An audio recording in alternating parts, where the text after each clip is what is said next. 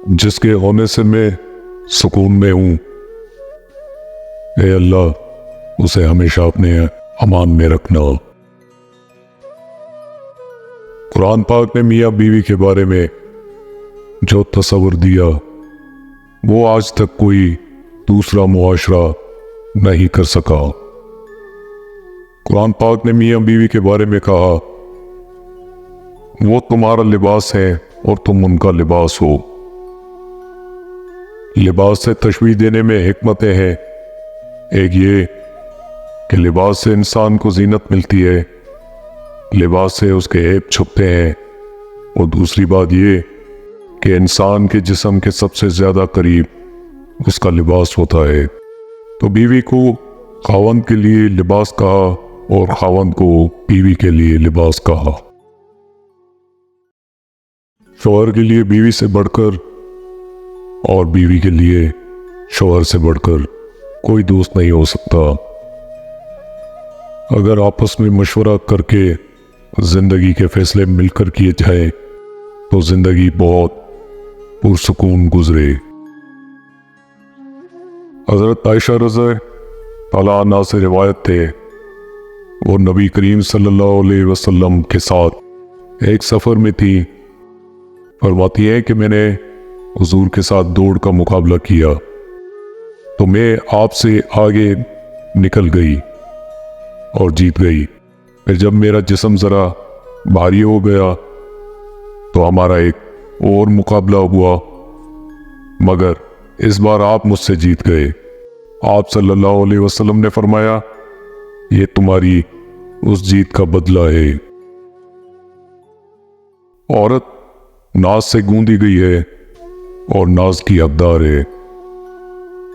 अम्मा आयशा सिद्दीका भी रूठती थी कि सरवर कायनात मनाए। यह औरत का हक और मर्द का फर्ज है। मोहब्बत के कर्ज ऐसे ही लौटाए जाते हैं।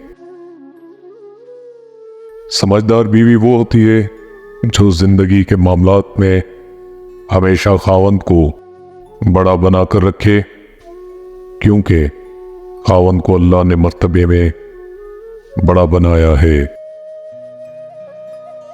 खुश नसीब होती है वो औरत जो मर्द की बेशुमार चाहतों की अकेली वारिस हो।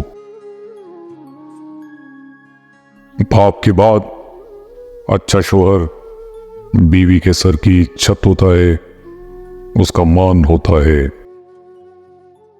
बीवी की खुशियों और ख्वाहिशों का ख्याल रखना शौहर की जिम्मेदारी है, क्योंकि वो आपके अलावा किसी से नहीं कह सकती। शौहर का प्यार, वक्त और तवज्जो ही बीवी के लिए सबसे बेहतरीन तोहफा है। बीवी अपने शौहर से उस वक्त तक लड़ती या जिद करती है जब तक उससे प्यार की उम्मीद होती है। जब वो उम्मीद खत्म हो जाती है तो वो लड़ना और जिद करना बंद कर देती है। एक बावकार शौहर अपनी बीवी को अपनी इज्जत समझता है और कभी उसका वकार और इज्जत नफ्स को ना खुद मजरू करता है और ना किसी को ऐसा करने देता है। नबी करीम सल्लल्लाहु अलैहि वसल्लम ने फरमाया, मियाँ बीवी को जुदा करना शैतान का सबसे ज्यादा पसंदीदा फ़ेल है। शौहर की मोहब्बत बेगर्ज होती है।